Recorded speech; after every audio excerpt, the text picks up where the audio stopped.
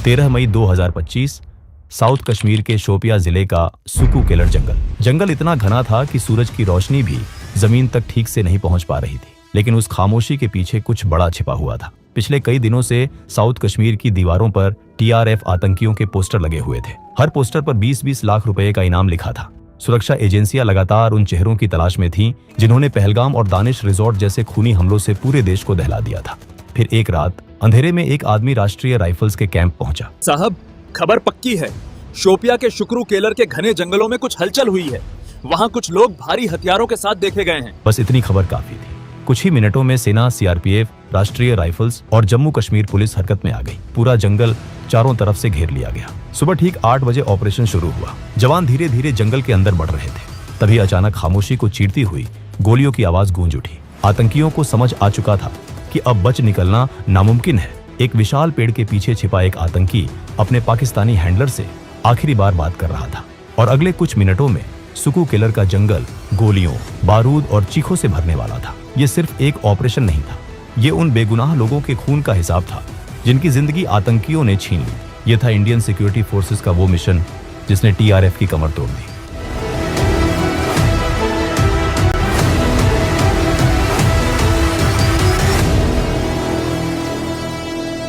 8 अप्रैल 2024 कश्मीर के शोपियान जिले में मुगल रोड पर बसा हीरपुरा इलाका।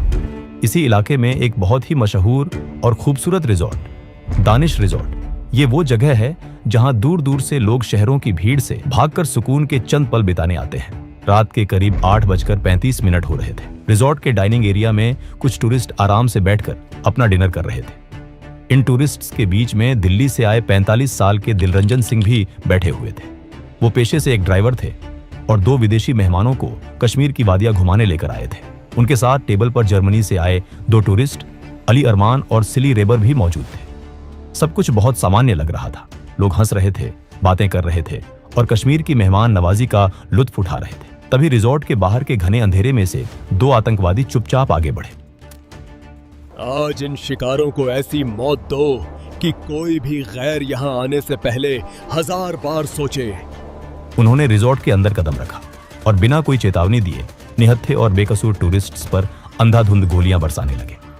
किसी को कुछ समझ नहीं आ रहा था कि वो कहां भागे। लोग अपनी जान बचाने के लिए इधर उधर छुपने लगे। इस भयानक गोलाबारी के बीच दिल्ली के ड्राइवर दिलरंजन सिंह गोलियों का निशाना बन गए। वो गंभीर रूप से घायल होकर वहीं जमीन पर गिर पड़े। जर्मन टूरिस्ट्स की तरफ भी गोलियां आई थीं, लेकिन किस्मत से वो किसी बड़े नुकसान से बच गए। आतंकवादी अपना खौफनाक काम पूरा करने के बाद वहां से भाग गए। कुछ ही देर में जम्मू कश्मीर पुलिस वहां पहुंच गई। पूरे इलाके को घेर लिया गया और घायलों को तुरंत मदद दी गई। रिजॉर्ट में हुए इस खूनी खेल के पीछे जिस इंसान का दिमाग था वो कोई मामूली अपराधी नहीं था। उसका नाम था शाहिद कुटे। वो 2002 से ही कश्मीर की वादियों में आतंक फैला रहा था। साल 2023 के मार्च महीने में उसे लश्कर के अंदर एक बड़ा मुकाम मिला और वो कैटेगरी A का आतंकवादी बन गया। उसके साथ इस हमले में हरीश नासिर भी शामिल था, जो पुलवामा का रहने वाला था। लेकिन इस हमले की असल कमान जिसके हाथ में थी वो था TRF यानी द रेजिस्टेंस फ्रंट। ये लश्कर का बनाया हुआ एक संगठन था। इनका मकसद कश्मीर की अर्थव्यवस्था की रीढ़ की हड्डी यानी वहां के टूरिज्म को पूरी तरह से तबाह करने का था। वो चाहते थे कि कश्मीर में बाहर से कोई भी आम इंसान काम करने या घूमने ना आए। उनका इरादा था कि लोगों के दिलों में इतना डर बिठा दिया जाए कि कश्मीर का नाम सुनते ही लोग कांपने लगे। दानिश रिजॉर्ट पर हमला उसी खौफनाक साजिश की पहली शुरुआत थी। अप्रैल 2024 शोपियान के वांडूना इलाके का एक लड़का सुरक्षा एजेंसियों के राडार पर आता है। उसका नाम था अदनान शाफी डार। वो एक कॉलेज स्टूडेंट था। बाहर से देखने में वो एक सीधा सा लड़का लगता था, लेकिन उसके अंदर आतंक का बीज बोया जा चुका था। वो शाहिद कुटे के संपर्क में था। सिक्योरिटी फोर्सेस की स्पेशल ऑपरेशंस ग्रुप को जब इसकी भनक लगी तो उनकी टीम अदनान के घर पहुंच गई। उसे पूछताछ के लिए 5 दिन के लिए हिरासत में लिया गया। एजेंसियों को पूरा शक था कि दानिश रिजॉर्ट में हुए खून खराबे में इस लड़के का कोई ना कोई हाथ जरूर है। लेकिन पूछताछ के दौरान भी उसने अपनी मासूमियत का नकाब नहीं हटाया। उसने ऐसे बर्ताव किया जैसे उसे कुछ पता ही ना हो। हमें पता है तुम क्या कर रहे हो अदनान। तुम्हारे पास अभी भी वक्त है, सच बता दो वरना तुम्हारी जिंदगी तबाह हो जाएगी। अदनान चुप रहा। उसके चेहरे पर ना कोई डर था और ना ही कोई पछतावा। कानून के हाथों में बंधे होने के कारण और पक्के सबूत ना मिलने की वजह से सिक्योरिटी फोर्सेस को उसे छोड़ना पड़ा। उन्हें उस वक्त अंदाजा भी नहीं था कि यही लड़का आगे चलकर एक बड़ा खतरा बनने वाला है। 18 मई 2024 दानिश रिजॉर्ट के हमले को हुए अभी सिर्फ 1 महीना ही बीता था। शोपियान का हीरपुरा इलाका एक बार फिर से दहल उठा। इस बार निशाना कोई बाहरी टूरिस्ट नहीं था, इस बार निशाना कश्मीर का ही एक बेटा था। उनका नाम था एजाज अहमद। वो हीरपुरा के पूर्व सरपंच थे और भारतीय जनता पार्टी के कार्यकर्ता थे। शाहिद कुटे ने दिन दहाड़े एजाज अहमद पर गोलियां बरसा दी और उनकी बेरहमी से हत्या कर दी। इस घटना ने पूरे इलाके में एक बार फिर से दहशत फैला दी। लोग डरे हुए थे। इसके बाद शाहिद कुटे को पकड़ने के लिए जाल बिछाने शुरू कर दिए गए। अक्टूबर 2024 उधर वो कॉलेज का लड़का अदनान शाफी डार, जिसे सबूत ना होने पर छोड़ दिया गया था, 18 अक्टूबर को अचानक अपने घर से गायब हो गया। वो सुबह घर से निकला और फिर कभी लौटकर नहीं आया। उसके परिवार वाले उसे ढूंढते रहे। कुछ ही दिनों बाद खबर आई कि उसने पूरी तरह से आतंक का रास्ता चुन लिया है। वो TRF का एक्टिव मेंबर बन चुका है। जिस दिन उसने आतंक की दुनिया में कदम रखा, उसी दिन उसने अपना पहला खून किया। ये उसका पहला टेस्ट था। शोपियान के वाची इलाके में मक्के के खेतों में एक गरीब मजदूर चुपचाप जमीन से भुट्टे बीन रहा था। अदनान वहां पहुंचा और बिना किसी रहम के उस गरीब मजदूर पर गोलियां चला दी। इस हत्या ने अदनान को पूरी तरह बेरहम बना दिया था। अब वो एक खतरनाक कातिल बन चुका था। इन घटनाओं ने सिक्योरिटी फोर्सेस को हाई अलर्ट पर ला दिया। सर्च ऑपरेशन बहुत तेज कर दिए गए। दिसंबर 2024 में इसी अभियान के दौरान सिक्योरिटी फोर्सेस को बड़ी कामयाबी मिली। एक जबरदस्त मुठभेड़ में लश्कर का एक बहुत बड़ा कमांडर जुनैद अहमद भट्ट मारा गया। जुनैद वो दरिंदा था जिसने गांदरबल में 6 मजदूरों और एक डॉक्टर को गोलियों से छलनी कर दिया था। उसका मारा जाना TRF की कमर तोड़ने जैसा था। जुनैद के मारे जाने के बाद TRF के आका बौखला गए थे। उन्हें इस मौत का बदला लेना था। शाहिद कुटे एक बार फिर बिल से बाहर निकला। 3 फरवरी 2025 कुलगाम के बेही बाग इलाके में हमारी टेरिटोरियल आर्मी के एक बहादुर जवान अपनी ड्यूटी पर तैनात थे। शाहिद कुट्टे ने घात लगाकर पीछे से उन पर कायरों की तरह हमला कर दिया।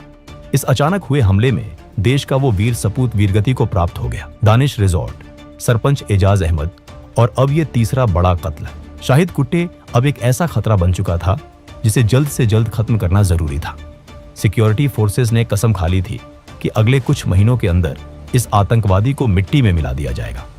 शाहिद कुटे अब भारत का सबसे बड़ा टारगेट बन चुका था। मार्च के महीने में हंडवाड़ा में एक बहुत बड़ा एनकाउंटर हुआ। इस एनकाउंटर को 2025 का सबसे बड़ा सिक्योरिटी ऑपरेशन माना गया। इसमें लश्कर का एक बहुत बड़ा पाकिस्तानी कमांडर मारा गया जो काफी समय से कश्मीर में रहकर TRF के ऑपरेशन संभाल रहा था। वो नौजवानों का ब्रेन वॉश करके उन्हें आतंक के रास्ते पर धकेल रहा था। सिक्योरिटी फोर्सेस के जॉइंट ऑपरेशन ने उसके नापाक इरादों को हमेशा के लिए खत्म कर दिया। 22 अप्रैल 2025 ये वो तारीख है जिसे भारत के इतिहास में एक काले दिन के रूप में हमेशा याद रखा जाएगा। पहलगाम से करीब 7 किलोमीटर दूर पहाड़ों और देवदार के पेड़ों के बीच बसी एक बहुत ही खूबसूरत जगह बेसारन वैली। इसे टूरिस्ट्स का स्वर्ग कहा जाता है। यहाँ हमेशा एक मेला सा लगा रहता है। 5 लोग जो पूरी तरह सेना की वर्दी में थे घाटी में दाखिल हुए। उनके हाथों में खतरनाक M4 कार्बाइन और AK-47 राइफलें थी। उन्हें देखकर पहले तो लोगों को लगा कि ये सेना के जवान हैं। इनमें से एक था हाशिम मूसा, जो कभी पाकिस्तानी फौज का हिस्सा हुआ करता था। उन लोगों ने निहत्थे टूरिस्ट्स को घेर लिया। वहां एक बहुत ही खौफनाक मंजर शुरू हो गया। वो लोगों के पास जाते और उनसे उनके धर्म के बारे में पूछते। जो मुसलमान नहीं थे उन्हें लाइन में खड़ा करके बेरहमी से गोली मार दी जाती। वहां 28 बेगुनाह आम नागरिकों को बेरहमी से मौत के घाट उतार दिया गया। इस खौफनाक नरसंहार की जिम्मेदारी TRF ने बड़े ही फक्र के साथ ली। इस हमले के बाद पाकिस्तान के रावलपिंडी में बैठा TRF का सुप्रीम कमांडर शेख सज्जाद गुल पूरी दुनिया की नजरों में आ गया। ये वही इंसान था जो कभी कश्मीर की गलियों में घूमता था और अब सीमा पार बैठकर आतंक फैला रहा था। पहलगाम हमले का गुस्सा पूरे देश में फैल चुका था। हर कोई उन मासूमों की मौत का हिसाब मांग रहा था। इंडियन सिक्योरिटी एजेंसीज ने अब साफ कर दिया था कि आतंक के साथ अब कोई नरमी नहीं बरती जाएगी। अथॉरिटीज ने अब अपना कड़ा रुख दिखाना शुरू कर दिया था। 26 अप्रैल तक शाहिद कुटे, आदिल अहमद ढोकर और उन सभी आतंकवादियों के घरों पर बुलडोजर चला दिए गए जो इन हमलों में शामिल थे। अब वक्त आ गया था सरहद पार बैठे उन आकाओं को सबक सिखाने का जो इन सांपों को पाल रहे थे। एक बहुत बड़ा मिशन प्लान किया गया। 7 मई 2025 की वो ऐतिहासिक रात भारत ने एक बहुत ही गुप्त और खतरनाक मिशन की शुरुआत की। इस मिशन का नाम रखा गया ऑपरेशन सिंदूर। इस बार हमला जमीन से नहीं बल्कि आसमान से होने वाला था। स्कैल्प और स्टॉर्म शैडो जैसी सुपर डिस्ट्रक्टिव क्रूज मिसाइल्स ने सटीक निशाना लगाते हुए पाकिस्तान के अंदर बने लश्कर, जैश और हिजबुल के ट्रेनिंग कैंप्स को कुछ ही सेकंड में मिट्टी के ढेर में बदल दिया। इस पूरे ऑपरेशन में भारत ने पूरा ध्यान रखा कि किसी भी पाकिस्तानी आम नागरिक को नुकसान न पहुंचे। ऑपरेशन सिंदूर भारत का वो जवाब था जिसने पाकिस्तान की कमर तोड़कर रख दी थी। सरहद पार सफाई हो गई थी, लेकिन घर के अंदर छुपे हुए उन चूहों का शिकार करना अभी बाकी था जिन्होंने पहलगाम और दानिश रिजॉर्ट में गोलियां चलाई थी। ऑपरेशन सिंदूर के ठीक 6 दिन बाद 13 मई 2025 को भारत के सुरक्षा बलों ने एक बहुत बड़ा search and destroy mission launch किया। इसका नाम था ऑपरेशन केलर। ये ऑपरेशन उन आतंकियों को खत्म करने के लिए था जो अब तक बचते फिर रहे थे। साउथ कश्मीर के हर चौराहे और हर दीवार पर टीआरएफ के आतंकवादियों के पोस्टर लगे हुए थे। उन पर 20-20 लाख रुपए का इनाम रखा गया। पैसे के वादे ने अपना काम किया। रात के अंधेरे में एक आदमी छिपता हुआ राष्ट्रीय राइफल्स के कैंप में पहुंचा। क्या खबर लाए हो? मुझे कोई झूठी कहानी नहीं चाहिए। साहब, खबर पक्की है। शोपिया के शुक्रू केलर के घने जंगलों में कुछ हलचल हुई है। वहाँ कुछ लोग भारी हथियारों के साथ देखे गए हैं। बहुत खूब। अगर तेरी ये खबर सच निकली तो 20 लाख तेरे। खबर पक्की थी। जंगलों में लश्कर और टीआरएफ के 3 बड़े आतंकवादी छुपे हुए हैं। ये कोई आम आतंकवादी नहीं थे।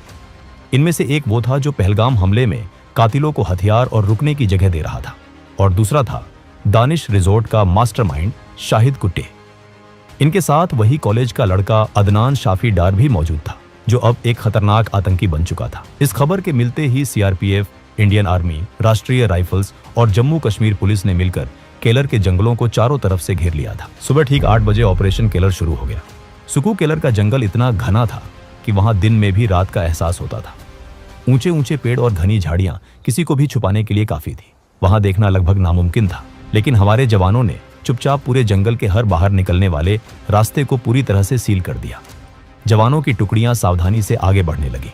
तभी अचानक गोलियों की बौछार शुरू हो गई। आतंकियों को समझ आ गया था कि उनके भागने के सारे रास्ते बंद हो चुके हैं। उन्होंने घबराहट में अंधाधुंध फायरिंग शुरू कर दी। एक विशाल पेड़ के पीछे छिपा शाहिद कुट्टे अपने पाकिस्तानी हैंडलर से रेडियो सेट पर बात कर रहा था। भाईजान, हम चारों तरफ से घिर चुके हैं। फोर्स ने पूरा जंगल घेर लिया है। गोलियां बारिश की तरह आ रही हैं। हम बच नहीं पाएंगे। आखिरी गोली तक लड़ना, हथियार मत डालना। पीछे हटे तो जहन्नुम मिलेगा। उन्हें भी अपने साथ ले जाना। लेकिन सेना, सीआरपीएफ और पुलिस के बीच जो तालमेल था वो बेमिसाल था। उन्होंने बिना कोई समय गवाए पलटवार किया। दोनों तरफ से भयंकर गोलीबारी हुई। सिक्योरिटी फोर्सेस ने बिना डरे आगे बढ़कर बिल्कुल करीब जाकर गोलियां चलाई। कुछ ही मिनटों की उस खौफनाक जंग के बाद जंगल में फिर से शांति छा गई। जब बारूद का धुआं छटा तो जमीन पर 3 लाशें पड़ी हुई थी। पहला था अदनान शाफी डार, वो लड़का जिसने पढ़ाई छोड़कर वाची के एक गरीब मजदूर की बेरहमी से हत्या कर दी थी। दूसरा था शाहिद कुट्टे, वो दरिंदा जिसने दानिश रिजॉर्ट से लेकर बीजेपी सरपंच और सेना के जवान के खून से अपने हाथ रंगे थे। और तीसरा था एहसान उल हक शेख, जिसने पहलगाम के कातिलों की मदद की थी। इन तीनों के पास से भारी मात्रा में AK-47, दर्जनों मैगजीन, हैंड ग्रेनेड और वायरलेस सेट बरामद हुए। शाहिद कुट्टे का मारा जाना टीआरएफ के लिए एक ऐसा झटका था जिससे वो कभी उबर नहीं पाएंगे। ऑपरेशन केलर की सफलता ने भारतीय सुरक्षा बलों के अंदर नया जोश भर दिया था, लेकिन ये अभियान लगातार चलने वाला था। जब तक आखिरी आतंकी खत्म नहीं हो जाता तब तक कार्रवाई रुकने वाली नहीं थी। ठीक 2 दिन बाद 15 मई 2025 को सुरक्षा बलों ने अपनी रफ्तार को बरकरार रखते हुए एक और बड़े ऑपरेशन को अंजाम दिया। इसका नाम था ऑपरेशन नादिर। इस बार खुफिया एजेंसियों के राडार पर था पुलवामा का नादिर त्राल इलाका। खबर पक्की थी कि इस इलाके के जंगलों में 3 और आतंकवादी छुपे बैठे हैं। सबसे बड़ी बात यह थी कि इनमें से एक आतंकवादी सीधे तौर पर पहलगाम हमले के नरसंहार में शामिल था। वो उन 5 कातिलों में से एक था जिन्होंने बेसारण वैली में निहत्थे टूरिस्ट्स पर गोलियां बरसाई थी। सुबह की पहली किरण के साथ ही सुरक्षा बलों की भारी तादाद ने नादिर त्राल इलाके को चारों तरफ से घेर लिया। सर्च ऑपरेशन शुरू हो गया। फौजी जंगल के चप्पे चप्पे को छान रहे थे। जैसे ही जवानों की टुकड़ी जंगल के एक घने हिस्से के करीब पहुंची, उन्हें झाड़ियों के पीछे हलचल दिखाई दी। आतंकवादियों ने खुद को घिरता हुआ देखकर भारी गोलीबारी शुरू कर दी, लेकिन सामने भारतीय सेना खड़ी थी जो पीछे हटना नहीं जानती। जवाबी कार्रवाई इतनी तेज और सटीक थी कि आतंकवादियों को संभलने का मौका ही नहीं मिला। कुछ ही देर की भयानक मुठभेड़ के बाद तीनों आतंकवादियों को ढेर कर दिया गया। इन मारे गए आतंकवादियों में सबसे बड़ा नाम आसिफ अहमद शेख का था। ये वही आसिफ था जिसका नाम पहलगाम हमले में सबसे आगे आया था। इसके अलावा आमिर, नजीर वाणी और यावर अहमद भट्ट को भी उनके अंजाम तक पहुंचा दिया गया। ये तीनों भी उसी खूंखार लश्कर और टीआरएफ से जुड़े हुए थे। ऑपरेशन केलर और ऑपरेशन नादिर के जरिए इंडियन सिक्योरिटी फोर्सेस ने टीआरएफ की पूरी बुनियाद को हिलाकर रख दिया था। उनके कमांडर्स और हथियारों को चुन चुन कर मार दिया गया। दानिश रिसॉर्ट की उस खूनी रात से लेकर पहलगाम के उस काले दिन तक का सारा हिसाब चुकता किया जा रहा था। आज भी कश्मीर के इन जंगलों में सिक्योरिटी फोर्सेस के एनकाउंटर्स लगातार जारी है। आतंकवाद के खिलाफ ये जंग अभी खत्म नहीं हुई है। दोस्तों, अगर वीडियो पसंद आया तो इसे एक लाइक जरूर करें, शेयर करें और चैनल को सब्सक्राइब करें ताकि हम ऐसी वीडियोस आप तक लाते रहें। तब तक के लिए जय हिंद, जय भारत,